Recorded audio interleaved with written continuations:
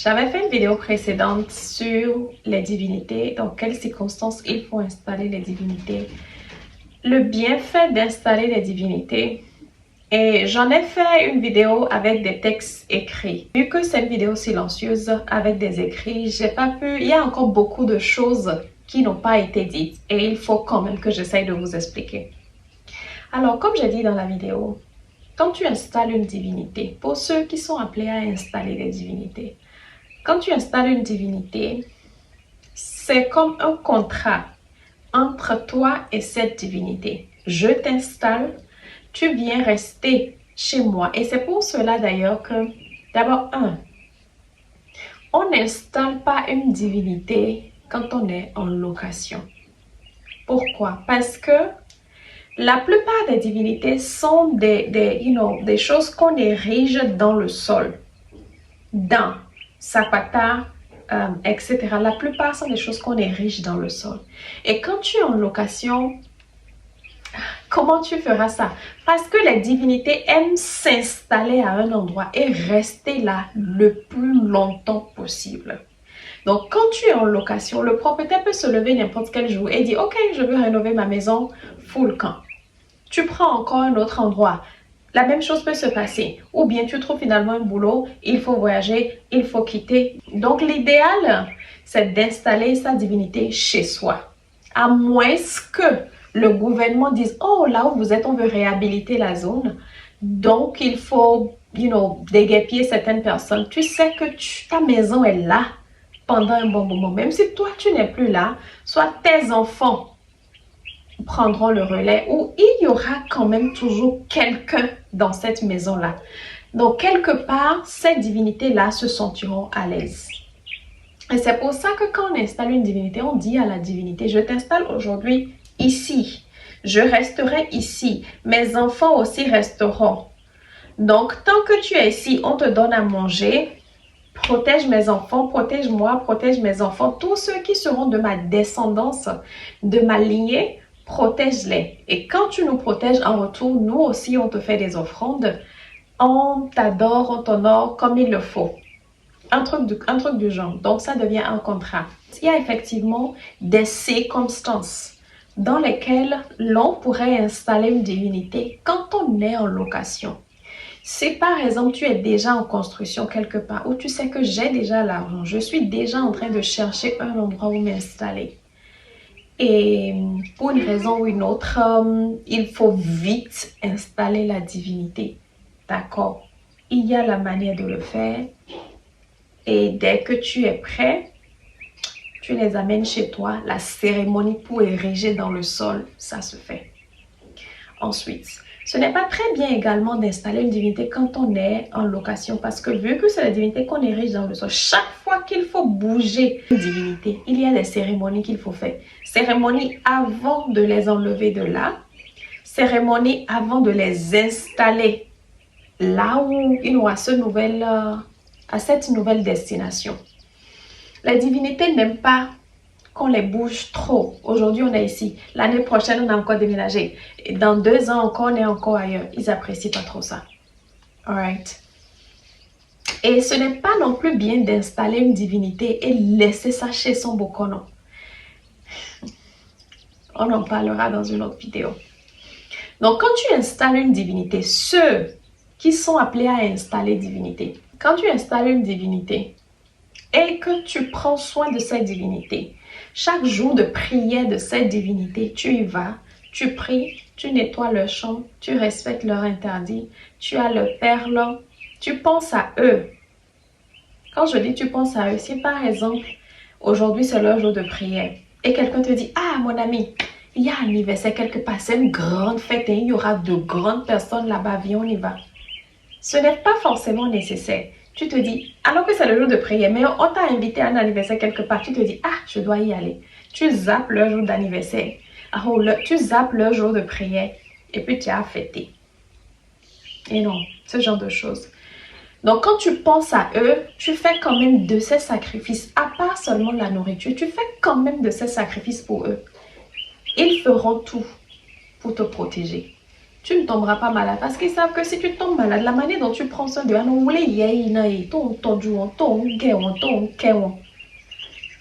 si tu tombes malade, qui fera ça? Nobody. Sauf si tu es déjà vieille. Et la plupart du temps, ils s'assurent qu'avant, tu auras des enfants.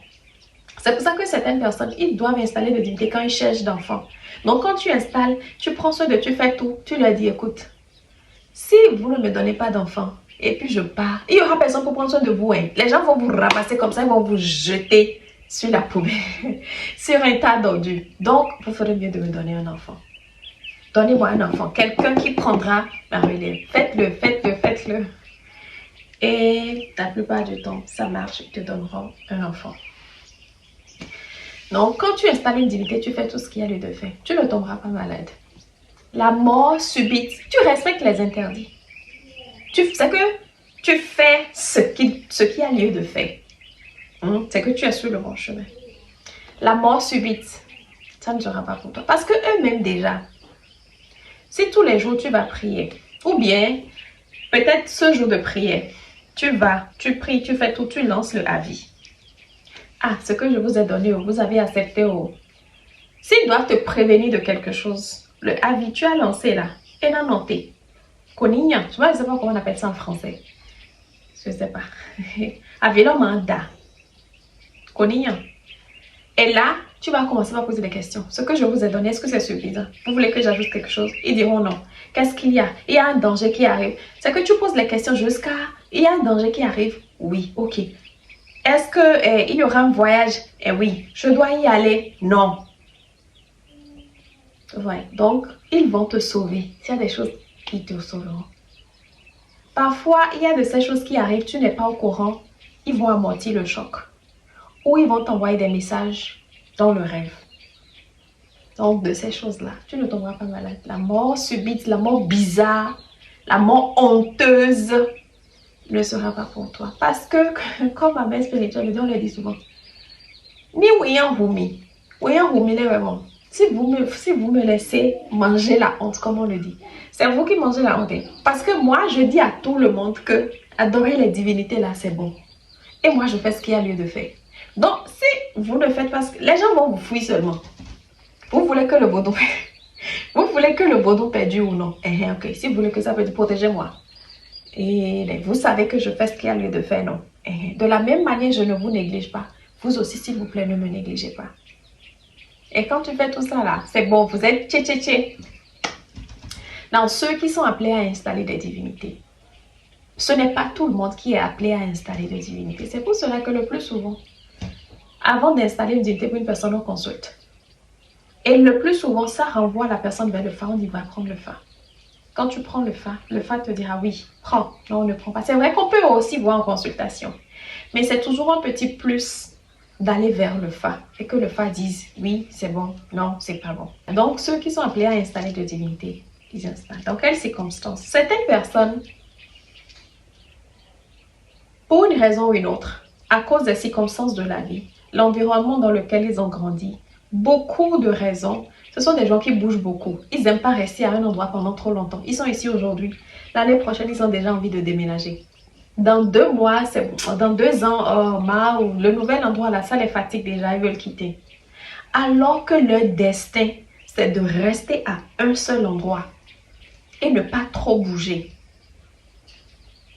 Donc, quand c'est comme ça, tu as beaucoup de choses à accomplir. Et cette chose que tu dois accomplir, c'est qu'il te faut une vie beaucoup plus posée. Ton destin peut demander l'installation d'une divinité. Parce que cette divinité va t'obliger à t'asseoir quelque part. Tout ce que tu cherches en te promenant là, tu auras ça. Certaines personnes, non, disons 2, c'est 2 non, ok. Ceux qui ont besoin d'un certain niveau de discipline dans leur vie.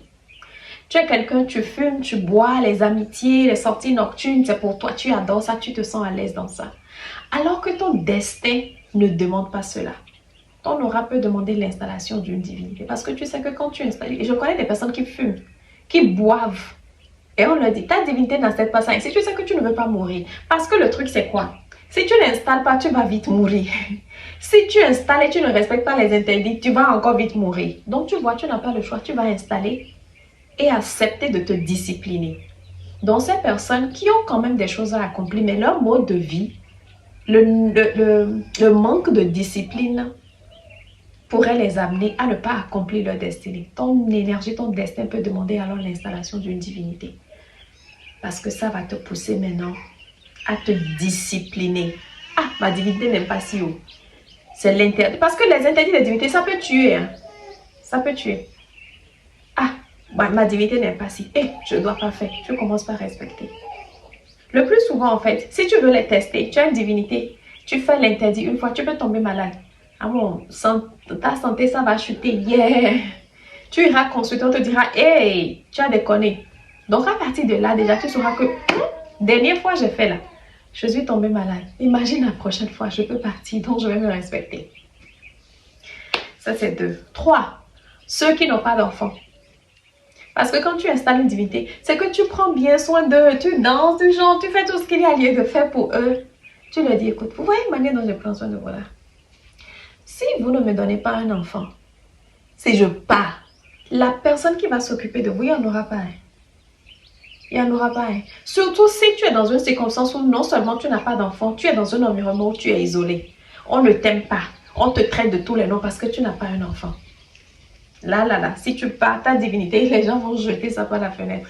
Donc tu leur dis ça en même temps. Donnez-moi un enfant. Comme ça, dès que je ne serai plus là, il y aura quelqu'un pour prendre la relève. Quelqu'un pour s'occuper de vous. Dans ces circonstances-là, ton destin, ton énergie, ton aura peut demander l'installation d'une divinité. 4. Ceux qui sont appelés à diriger. Diriger beaucoup de personnes. Avoir une grande société, diriger beaucoup de personnes, ministres, présidents, bref, CA, maire, etc. Ce n'est pas tous ceux qui dirigent qui doivent installer des divinités. Il y a de certaines personnes, leur aura va attirer beaucoup d'ennemis. Leur succès viendra avec beaucoup d'ennemis. Au fur et à mesure qu'ils évoluent, ça attire beaucoup d'ennemis. Ces personnes-là sont appelées à installer des divinités. Parce que c'est vrai, tu feras gré-gré. Tu feras de ces choses. Mais il y aura de ces personnes. C'est seulement la force des divinités qui pourra t'aider à conquérir tes ennemis. Les personnes qui guérissent. Ça, c'est un domaine très délicat. Donc, les gens comme nous, les prêtresses ou les prêtres, ou aujourd'hui, les docteurs, les sages-femmes, bref, dans ce domaine de travail. Parce que c'est un domaine très délicat. Beaucoup de personnes viennent te voir. Ils ne sont pas malades. Leur maladie n'est pas normale. Ce sont les minona qui ont attaché leur truc.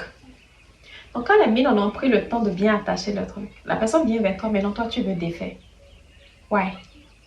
Elles vont s'en prendre à toi. Surtout si tu ne leur demandes pas la permission. Elles vont s'en prendre à toi. Donc, pour quelqu'un, tu t'y connais, tu es bon dans ton domaine, tu auras beaucoup de patience. Et que beaucoup de personnes qui sont chassées par les mines en viennent vers toi. Et toi, tu prends du plaisir à défaire, à guérir de ces personnes-là. À un moment donné, tu auras tellement la force, l'énergie de mine derrière toi, ils chercheront à te combattre. C'est vrai, tu feras gré-gré. C'est vrai, tu vas faire le ibori. Mais parfois aussi, il te faut divinité. Alright. Donc, parce que quand tu installes une divinité, si quelqu'un te mène la guerre, la personne mène la guerre à tes divinités. Si tu es installé quelque part, par exemple, tu as acheté parcelle, tu as construit, tu es là, et les gens veulent t'enlever de là. Prenons par exemple le cas d'une divinité ou bien une divinité qui doit être à côté de la rivière. On prend par exemple moi mon Oshun maintenant. J'ai Oshun, le plus souvent il faut une rivière à côté. Donc, si quelqu'un se lève et dit, la dame là, on va l'enlever de là. Elle est là, ça nous dérange. Pas jalousie, hein. En fait, quand tu attaques cette personne, c'est que tu attaques la divinité.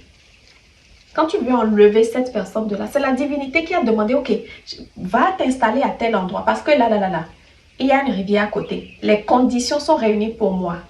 Donc quand tu dis, on enlève cette personne avec de mauvaises intentions, c'est la divinité que tu veux enlever. Et la question que tu devrais te poser, c'est est-ce que je suis assez forte pour combattre une divinité?